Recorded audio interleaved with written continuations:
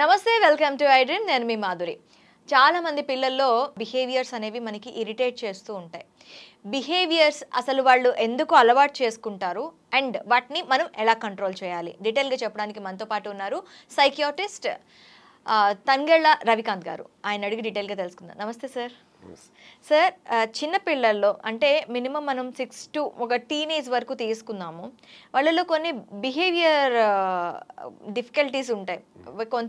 కొంచెం ఆక్వర్డ్గా బిహేవ్ చేయడం ఇలాంటివన్నీ చేస్తూ ఉంటారు.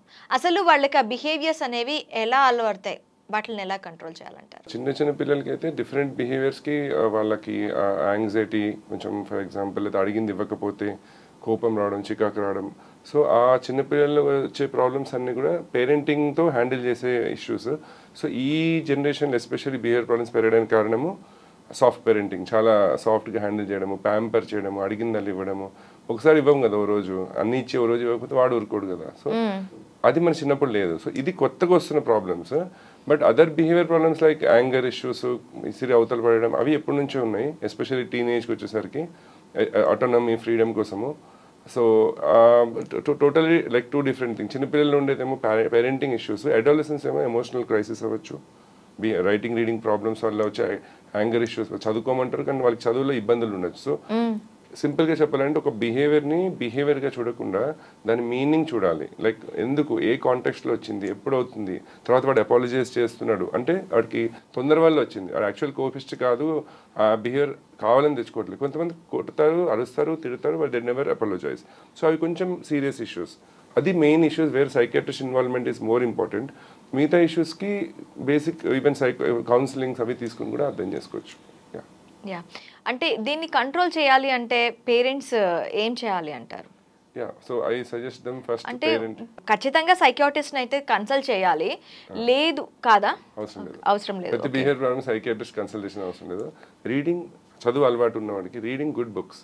There are few books which you can YouTube channels చూడడం బదులు just read nice book written by some nice psychologist. కష్టపడాలి కదా పిల్లలు, చేయరు. చదివితే మాత్రం చాలా బాగా అర్థమవుతుంది. సండే రోజు ఒక 2 పేజీలు. I will tell you those books names. So behaviour problems కోసం ప్రతిసారి సైకియాట్రిస్ట్ దగ్గరికి వెళ్ళమని నేను చెప్పను. బట్ ఇఫ్ బిహేవియర్ మీ లెవెల్లో కంట్రోల్ అవ్వకపోయినా, మీరు చేయలేకపోయినా, మీరు ట్రై చేశారు, then come to a psychiatrist or a psychologist. It will help. Okay, అంటే ఎలాంటి బుక్స్ సజెస్ట్ చేస్తారు మీరు? ఉన్నాయండి కొన్ని బుక్స్. ఇంగ్లీష్లో అయితే I can tell you like taking charge of ADHD అని, హైపర్ యాక్టివ్ కిడ్స్ గురించి, యువర్ డిఫైన్డ్ చైల్డ్ అని, అంటే ఇలా డిఫై చేసినప్పుడు ఏం చేయాలి, అలాంటివి ఉన్నాయి. ఇంగ్లీష్లో అయితే ఉన్నాయి. తెలుగులో ఇప్పుడు దాకా నేను చదవలేదు, but I will let you know. Sir, అంటే ఈ బిహేవియర్స్ ఎక్కడి నుంచి వస్తూ ఉంటాయి వాళ్ళకి? అంటే పేరెంట్స్ నుంచి వస్తూ ఉంటాయా, లేకపోతే మీరు అన్నారు ప్యాంపరింగ్, ఇవి కాకుండా కొన్ని మాట వినడానికి కూడా వాళ్ళు ఇష్టపడరు కొన్ని సందర్భాల్లో, అది ఎలా అలవడుతుందంటారు? ఇప్పుడు మీరు అర్థం చేసుకోవడానికి ట్రై చేస్తే డెవలప్మెంటల్ అప్రోచ్ అని ఒకటి ఉంటుంది. అంటే వాడు చిన్నప్పుడు పుట్టినప్పటి నుంచి ఈ బిహేవియర్స్ ఎలా షేప్ అవుతాయని ప్రశాంతంగా కూర్చొని ప్రతి చైల్డ్ గురించి ఆలోచిస్తే, నేను అడుగుతాను హిస్టరీ, చిన్నప్పుడు ఎలా ఉన్నాడు, పుడుతూ ఫస్ట్ 2 years ఎలా ఉన్నాడు, అలా చూస్తూ ఉంటే కొంతమంది పిల్లలు సహజంగానే ఇరిటేట్ అవుతుంటారు, చాలా డిమాండింగ్గా ఉంటారు, ఓవర్ ఎక్సైట్ అయిపోతుంటారు, అసలు కూర్చోరు కుదురుగా. సో ఇలాంటి పిల్లల్లో బిహేవియర్ ప్రాబ్లమ్స్ చాలా తొందరగా వస్తాయి. డిఫికల్ట్ టెంపర్మెంట్ అంటారు. అలా మెల్లిమెల్లిగా చూస్తూ ఉంటే సిబ్లింగ్స్ పుట్టినప్పుడు అటెన్షన్ ఇవ్వకపోతే సరిగ్గా అప్పుడు రావచ్చు.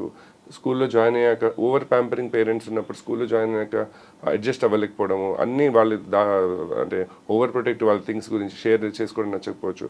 అలా పెద్దగా అయ్యాక బుల్లింగ్ అవ్వచ్చు. వాళ్ళు బుల్లీ అవుతారు ఫస్ట్, తర్వాత బుల్లీ చేయడం నేర్చుకుంటారు. ఆ గ్రూప్లో అఫిలియేట్ అవ్వడానికి ఏదో రాంగ్ థింగ్స్ చేస్తూ ఉంటారు. ఇలా ఇంకా పెద్దగా కొద్దీ ఆటోనమీ కోసం, ఫోన్ కోసం, గ్యాడ్జెట్స్ కోసం అడిగిన వస్తువు ఇవ్వకపోతే అలా మోడలింగ్ అంటారు చూడండి. అండ్ ఇదంతా అవుతున్నప్పుడు పేరెంట్ రోల్ అని అడిగారు కదా. సో పేరెంట్స్ బిహేవియర్ అండి. If parents are not connected to their kids, ఎప్పుడు వాళ్ళ ఫోన్లు వాళ్ళు చూసుకుంటూ, వాళ్ళ టీవీలు, ఫోన్లు, మొబైల్, క్రికెట్లు చూసుకుంటూ వీళ్ళ పిల్లలకి గ్యాడ్జెట్స్ ఇచ్చేసి పెరుగుతారు కానీ కనెక్షన్ లేదు. సో వాళ్ళకి రైట్ రాంగ్ చెప్పే పరిస్థితి లైక్ మనం ఇవ్వకపోవడం వల్ల వాళ్ళు యూట్యూబ్లో వీడియోలు ఏం చూస్తాడో, సినిమాలు, యానిమల్ అండ్ సినిమాలు, ఏదైనా సినిమాలు చూసి they get influenced. So media influence కూడా ఉంటుంది. ఇవన్నీ ఉన్నా కూడా ఈ సొసైటీ పెంచాలంటే ఇవన్నీ ఉండాలి, ఎక్స్పోజర్ ఉండాలి. బట్ పేరెంట్స్ రైట్ రాంగ్ అనేది చెప్పడం కాదు, ఫస్ట్ వాళ్ళ మోడల్ కరెక్ట్గా ఉండాలి. వాళ్ళ రఫ్ లాంగ్వేజ్ అవ్వచ్చు, యాంగర్లో ఒక మాట అరవడం అవ్వచ్చు, పవర్ కంట్రోల్, ఫిజికల్గా కంట్రోల్ చేసినట్టు దెబ్బలు వేయడం అవ్వచ్చు, ఇవన్నీ కూడా పిల్లలు నేర్చుకుంటుంటారు. అఫ్కోర్స్ పియర్స్ కూడా, ఫ్రెండ్స్ వెరీ ఇంపార్టెంట్. వాళ్ళని చూసి కూడా బాగా నేర్చుకుంటారు. అయితే ఒకవేళ బిహేవియర్ ఇష్యూస్ వచ్చాయి అనుకోండి, వాళ్ళకి ఎక్సర్సైజెస్తో ఉంటుందా, లేకపోతే వాళ్ళకి ఏమైనా మెడికేషన్స్ లాంటివి ఏమైనా ఇస్తూ ఉంటారా? Okay, it's a very important question. చాలా మందికి రాంగ్ నోషన్ ఉంటుంది, మెడిసిన్స్ ఫస్ట్ ఆఫ్ ఆల్ ఇవ్వకూడదని. సైకియాట్రిస్ట్ అనేటప్పటికి సైకాలజిస్ట్ దగ్గరికి వెళ్ళేంత ఈజీగా సైకియాట్రిస్ట్ దగ్గరికి వెళ్ళరు. Why? Because they are prefer to medication అని చెప్పి వెళ్ళరు. అంటే బిహేవియర్ ఇష్యూస్ కి ఏ సందర్భాల్లో మనం మెడికేషన్స్ పెట్టొచ్చు, లేదు అంటే అసలు మెడికేషన్స్ లేకుండా ఎక్సర్సైజెస్ లాంటివి ఏవైనా చేస్తే బాగుంటుంది ఉంటాయండి? డెఫినెట్లీ. అసలు మెడిసిన్ అనేది లాస్ట్ ఆప్షన్ అండి ఫస్ట్. సో వీళ్ళంత వరకు ఫస్ట్ ఆ పిల్లోడు అర్థం చేసుకోవాలి ఎందుకు అవుతుంది. అర్థమైంది అనుకోండి, చూడాలి ఎలా తెలుస్తుంది అంటే ఒక బిహేవియర్ ముందు ఏం జరుగుతుంది, ఏ ట్రిగర్స్ ఏమున్నాయి అవి చూసి ఐడెంటిఫై చేసి అదైతే తగ్గించవచ్చు. ఒక ప్రొవొకేషన్ అవ్వచ్చు, ఇంకోటి అవ్వచ్చు, బుల్లింగ్ అవ్వచ్చు.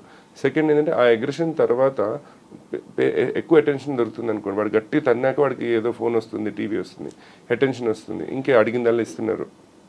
సో అలా అర్థం చేసుకుని మ్యాక్సిమం మనం ఏబిసి అనాలిసిస్ అంటారు దాన్ని, యాంటిసిడెంట్ ఈవెంట్, బిహేవియర్, తర్వాత కాన్సిక్వెన్స్. దాన్ని అర్థం చేసుకుంటే మనం కూర్చొని మాట్లాడితే అర్థమవుతుంది. సైకాట్రిస్ట్ దగ్గరికి వస్తే మెడిసిన్స్ వాడేస్తారు, మెడిసిన్స్ రాసేస్తారు అనే కాన్సెప్ట్ అయితే నాకైతే, నా పాయింట్ ఆఫ్ వ్యూ నేనైతే చేయను. Maybe few people may do it, వస్తేనే మెడిసిన్స్ రాసేస్తారు. నా పాయింట్ ఏంటంటే ఫస్ట్ ఏబిసి అనాలిసిస్. సెకండ్, ఆ బిహేవియర్స్లో సపోజ్ చాలా అగ్రెసివ్ ఉన్నారు, అంటే చాలా గట్టి కొడుతున్నారు, అందరిని రక్కేస్తున్నారు, కొట్టేస్తున్నారు, ప్రొవోక్ చేయకుండానే. సపోజ్ ప్రొవోకేషన్ అనుకోండి, ఏబిసి అనాలిసిస్ తెలిసిపోతే ఎందుకు ప్రొవోక్ అవుతున్నారు, తో మనము యాంటిసిడెంట్ ఈవెంట్స్ ని ఆపచ్చు. కానీ ఇలా వెళ్తే గట్టి కొట్టేస్తారు, గట్టి కొరికేసుకుంటారు, వాళ్ళని వాళ్ళు కొట్టుకుంటారు. చిన్న వస్తువు ఇవ్వకపోయినా, లేకపోతే ఏదైనా సిచ్యువేషన్ లో నచ్చకపోయినా చాలా తొందరగా tantrums, especially developmental problems, IQ తక్కువ ఉన్న పిల్లల్లో ఉంటుంది అది. సో అలాంటి పిల్లలకి మెడిసిన్స్ ఖచ్చితంగా స్టార్ట్ చేస్తాం. But still behaviour therapy must అలాంటప్పుడు కూడా. ఇంకోటి హైపర్ యాక్టివ్ ఉన్నప్పుడు, చాలా హైపర్ యాక్టివ్ ఉన్నందుకు వాళ్ళకి బిహేవియర్ ప్రాబ్లమ్స్ వస్తాయి. అంటే చిన్న మాట అంటే తట్టుకోలేకపోతారు, అన్ని తొందర ఉంటుంది, వెయిట్ చేయలేకపోతారు, ఫ్రస్ట్రేట్ అయిపోతారు, కోపం వచ్చేస్తుంది. సో అలాంటి సిచ్యువేషన్స్లో ADHD అని ఒకటి ఉంటుంది, అటెన్షన్ డెఫిషియట్ హైపర్ యాక్టివ్ డిజార్డర్. దానికి మెడిసిన్స్ ఉన్నాయి. దానికి కూడా అందరికీ రాయము. ADHD ఉన్నా కూడా బిహేవియర్ థెరపీతోనే స్టార్ట్. బట్ సివియర్ ADHD ఉంది, అసలు impossible for parents to control or grand parents to handle. Parents ఇద్దరు వెరీ బిజీ అండ్ స్కూల్లో టూ మెనీ కంప్లైంట్స్, వాడు ఒక్కొక్కరిని కొడుతుంటే మూతులు పగులుతున్నాయి. అట్లాంటప్పుడు you have to start medicines. Without medicine నేను హ్యాండిల్ చేస్తాను అనుకోవడం అనేది you are actually making it more worsen for the child. వాడు ఎట్లా ఎక్స్పెల్ కూడా అయిపోతాడు అన్ని బిహేవియర్స్ కంటిన్యూ అవుతాయి. సో మంచి క్రిటికల్ కండిషన్స్ లో అయితే ఖచ్చితంగా మెడికేషన్ అనేది ఉంటుంది behaviour issues. Okay sir, thank you very much. Thank you.